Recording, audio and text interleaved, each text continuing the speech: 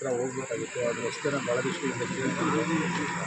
ಇವೆಲ್ಲ ಸಹಕಾರ D K Suresh ಅವರು ಚುನಾವಣೆ ಮುಂಚೆನೇ ಮಾಡ್ತಿದ್ದ. ಇವಾಗ ನಾವು ಬರೋಕ್ಕಾಗಲಿಲ್ಲ. ಆ ಟೈಮಲ್ಲಿ ಚುನಾವಣೆ ಆದಮೇಲೆ ಹೀಗೆ 10 ಹಲವಾರು ಕಾರ್ಯಕ್ರಮಗಳನ್ನು ಗ್ಯಾರಂಟಿಗಳ ಮಧ್ಯೆ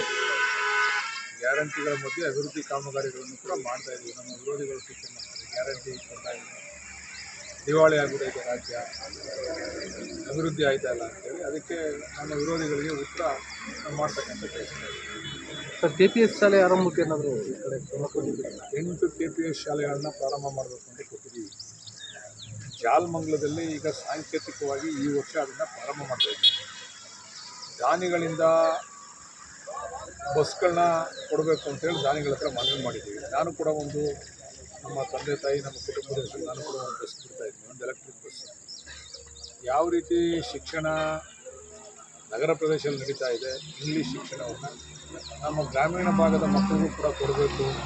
1ನೇ ತರಗತಿಯಿಂದ 12ನೇ ತರಗತಿವರೆಗೂ ಕೂಡ ಒಂದೇ ಸೂರಿನಡಿನಲ್ಲಿ ವಿದ್ಯಾಭ್ಯಾಸವನ್ನು ಕೊಡಬೇಕು. ಉತ್ತಮವಾದಂಥ ಇಂಗ್ಲೀಷ್ ಅಭ್ಯಾಸವನ್ನು ಮಾಡಿಸಬೇಕು. ಕಂಪ್ಯೂಟರ್ ತರಬೇತಿಯನ್ನು ಕೊಡಬೇಕು. ಈ ರೀತಿ ಹಲವಾರು ಯೋಜನೆಗಳನ್ನು ಇಟ್ಕೊಂಡು ನಾವು ಈ ಒಂದು ಕಾರ್ಯಕ್ರಮವನ್ನು ಅನುಷ್ಠಾನ ಮಾಡ್ತಾಯಿದ್ದೀವಿ. ಪ್ರಥಮ ಹಂತದಲ್ಲಿ ಜಾಲಮಂಗಲದಲ್ಲಿ ಮಾಡ್ತಾಯಿದ್ದೀವಿ.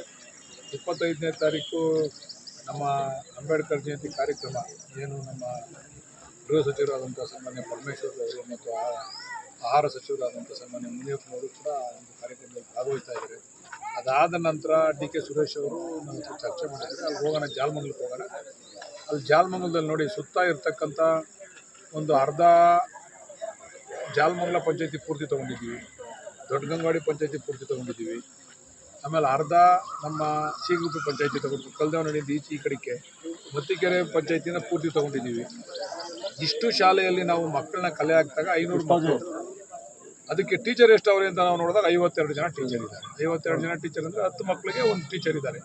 ನಾವು ಸರಿಯಾದ ರೀತಿಯಲ್ಲಿ ಇದನ್ನು ಉಪಯೋಗಿಸ್ಕೊಂಡ್ರೆ ಬಸ್ಗೂ ಕೂಡ ಸರ್ಕಾರನೇ ಹಣ ಕೊಡ್ಬೋದು.